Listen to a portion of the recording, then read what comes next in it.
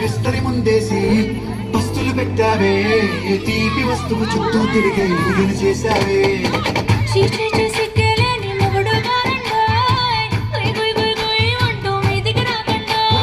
కంపెడి పిల్లలతో ఇంటిని నింపావే సాపాతిండు సంసారాన్ని వేడెక్కించావే